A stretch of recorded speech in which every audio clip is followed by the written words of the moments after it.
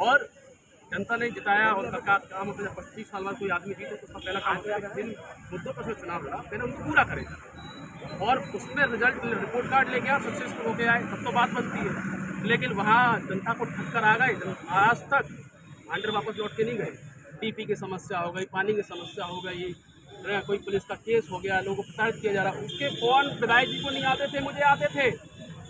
मैं कहता था कि भैया विधायक जी को आपने सुना उनसे सवाल करो, मतलब फोन ही नहीं उठाते। ये हालत है वो। तो सबसे ज़्यादा रोष और सबसे बड़ी हार अगर उनकी कहीं होने वाली है तो भांडे में होने वाली है और वो जनता के बीच में गए नहीं है। ऐसी जैसी भाजपा का प्रत्याशी वैसे भिंड दतिया के अंदर में कई सारी मूलभूत समस्याएं हैं, आते हैं लोग चले जाते हैं, तमाम जनता से मुद्दे की जो बात है वो करके चले जाते हैं। तो क्या लगता है अगर देवाशीष जरारिया की जीत होगी तो असल मुद्दों पर काम होगा कि नहीं? देखिए, मैं कोई विधायक नहीं बना, कोई सांसद नहीं बना, लेकिन आपको बता दूंगा कि गोहद में भीषण पेय की समस्या थी आज से 3 साल पहले। 70,000 आबादी को पानी नहीं मिल रहा था, टैंकरों से खरीद के पानी पीना पड़ रहा था और गोहद का जो बंदा है उसका पूरा सूख चुका था।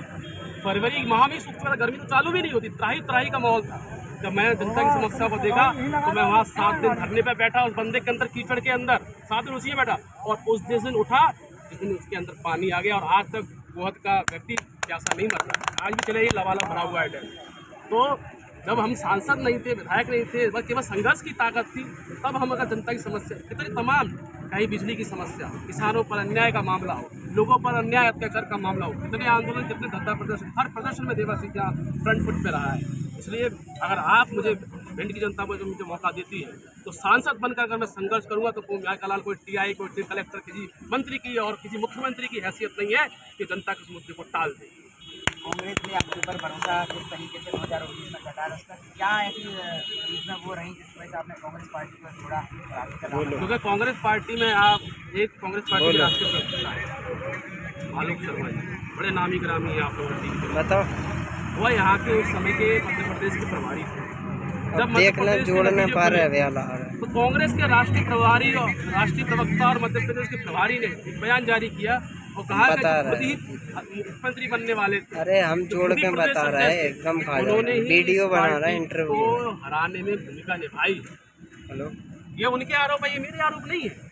और उसके बाद भी वो पार्टी में जसकीत पास मौजूद है कांग्रेस में। आप कोई भरोसे में रखा नहीं, मैं बता रहा हूँ आपको, तो मैं बता रहा हूँ आपको, तो ये स्थिति पार्टी की है। इस पार्टी के पास कोई नीति नहीं है, कोई रीति नहीं है, कोई आकांक्षाएं नहीं है और सबसे बड़ी बात कोई लक्ष्य नहीं है। लक्ष्य रहित पार्टी है और लक्ष्य रहित पार्टी का कोई किसी भी अगर जीवन में भी अगर आपका लक्ष्य रहित आपका जीवन हो तो जीवन कोड़ियों का भाव हो जाता है। आपके प्रतिद्वंदी वो तो हमारे सामने बेटा है कांग्रेस।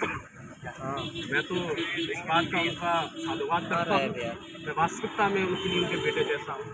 लेकिन ये बात बताइए, क्या आप कांग्रेस पार्टी में जब मैं आया, शायद उसी समय आप भी आए थे, उसी समय आए थे। मैं यहाँ से जब लोकसभा चुनाव लड़ा था, यही बात इसी 2019 ये जो आए थे, जब मेरे पिता तुल्य, तो मैं इनको पिता तुल्य समझ के इनके पास सहयोग मांगने के लिए गया था कांग्रेस पार्टी में। इन्होंने मुझसे कहा मैं तुम्हारे प्रचार करने के लिए। उसके बावजूद भी जब ये राज्यसभा से इनको नामांकन दाखिल किया है, देवाशीष जरारिया इनके नामांकन बेटे के रूप में जब ये उपचुनाव लड़े तो उन्होंने मुझे कभी नहीं बुलाया, लेकिन बेटे के रूप में देवाशीष उनके नामांकन में उनको प्रचार करने के लिए पहुंचा। विधानसभा के चुनाव में भी बेटे के रूप में देवाशीष उनके चुनाव प्रचार में पहुंचा और जब अपना मुंह काला करा रहे थे भोपाल में, तब भी देवाशीष बेटे के रूप में उनका साथ देने पहुंचा।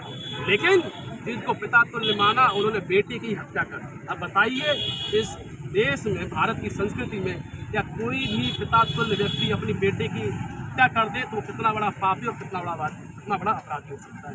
यह आप लोगों को तय करना और पिछली जनता को तय करना और समाज को तय करना। मायावती जी ने स्टार प्रचारक की सूची जारी की है, क्या उम्मीद है कि यहाँ कोई सभा होगी पड़ेगी? मैं देखिए, ये काम संगठन को तय करना है, मेरा काम है चुनाव लड़ना।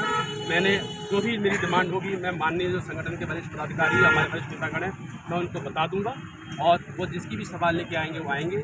ठीक है, हम सब लोग मिलकर और मजबूती से चुनाव लड़ेंगे, गाँव घर घर जाकर चुनाव लड़ेंगे। आखिरी बार आप जनता से क्या? मैं जनता से ये मेरा ये निवेदन है कि आपने दोनों प्रत्याशी को देखा है, किसी को विधायक के रूप में देखा, किसी को सांसद और दोनों ही जनता के रिपोर्ट कार्ड में बहुत ही बुरी नंबरों से फेल है।